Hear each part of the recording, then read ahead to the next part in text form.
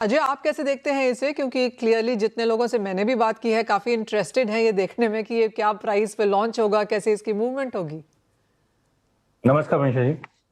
कल ये प्रोडक्ट में मीट में मैं भी था, जाके देख के जी। भी आया, क्योंकि वो एक एंजाइटी थी कि कैसे बारिश को ट्रेड होगा। क्योंकि बिंग राजस्थान से बिलोंग करता हूँ, तो राजस्थान में ऑलरेडी ये अनस्ट्रक्चर्ड ये ट्रेड होते थे, और यहाँ पे जो इंडस्ट्री वाले हैं ये इस चीज को देखते भी थे। बट अब ये स्ट्रक्चर प्रोडक्ट आ गया। फिर मैंने ग्लोबल मार्केट में देखा तो सीएमई पे already US temperature, European temperature, Tokyo temperature, snowfall index, ये प्रोडक्ट बने हुए हैं।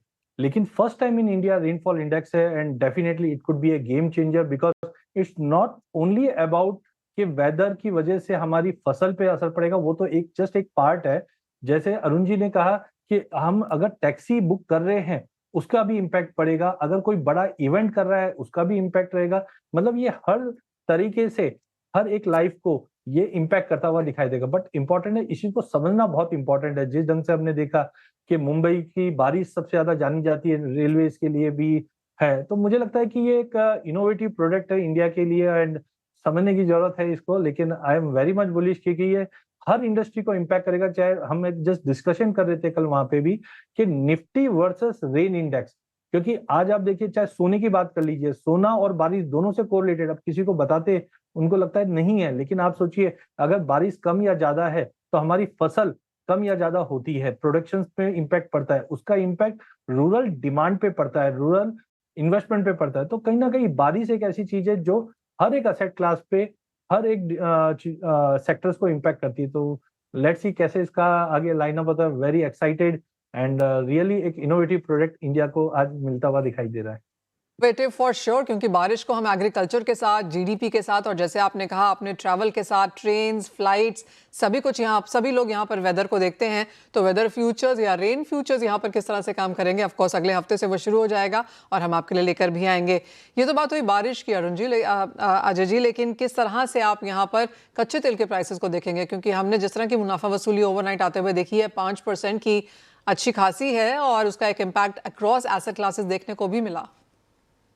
देखिए, I think too early to say right now, because we know कि डोनाल्ड ट्रंप के जो मूड है उसमें क्या चेंजेस आएंगे उसके ऊपर डिपेंड करेगा। 2 दिन पहले हमने देखा कि एक फुल फ्लेज वॉर वापस स्टार्ट होने की कवायद चल रही थी, बट उसका स्टेप बैक हुआ क्योंकि सीरियस डिस्कशन चल रहा है। बट एज वी नो, जो डिमांड ईरान की है या यूएस की है, वो आपस में कहीं पे भी वो मैच करते हुए दिखाई नहीं है। तो अनलेस एंड अनटिल ये चीजें एक प्रॉपर प्लेटफॉर्म पे आती नहीं है, आई डोंट थिंक ये विपशॉट चलते रहेंगे। एक बड़ी चीज ये है कि आप ये देखिए 15 दिन से ब्रांड 105 के ऊपर अच्छे से टिका हुआ है, और उसी की वजह से इन्फ्लेशन कंटिन्यू कैस्केडिंग बढ़ ही रहा है।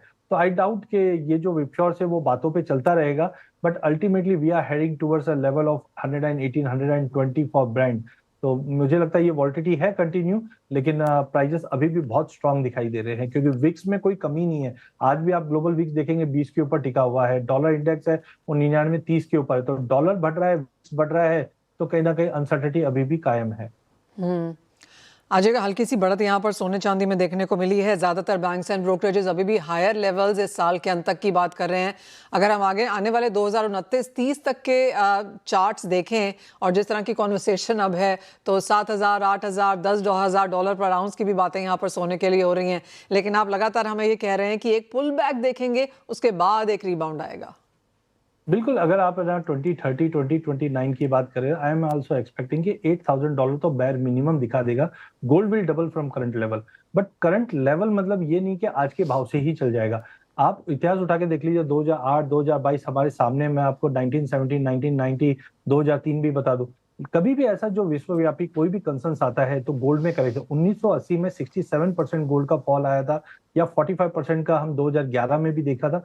तो मुझे लगता है कि अक्टूबर तक मार्केट में स्टीप फॉल रहेगा। एक चीज सिंपल है, कच्चा तेल $100 के ऊपर है, इन्फ्लेशन कंटिन्यू बढ़ेगा, 3.8 इन्फ्लेशन है, ये धीरे धीरे बढ़ता हुआ ही दिखाई देगा। 40% की प्रोबेबिलिटी रेट हाइक की है ECB, bank of England, bank of Japan और अब फेड, ये चारों अगर रेट ऑफ इंटरेस्ट बढ़ा दे तो अपसाइड तो कैप है। 4500 का लेवल ब्रीच कर चुका है ऑलरेडी। आई एम एक्सपेक्टिंग बैर कंजर्वेटिव टारगेट ऑफ $4,100। नीचे में जाने में जो मैंने पहले भी कहा था कि 3450 से 3500 का लेवल मिलेगा। बट हाँ, अक्टूबर नवंबर ऑनवर्ड्स मार्केट एक बेस बना के जो नई तेजी स्टार्ट करेगा, दैट विल टेक टाइम। लेकिन एज ऑफ नाउ मार्केट में पैनिक है, जो गिरावट और बढ़ाता हुआ दिखाई देगा गोल्ड में। ये तो बात हुई सोने चांदी और ऑफ कोर्स कच्चे तेल की, लेकिन एक नजर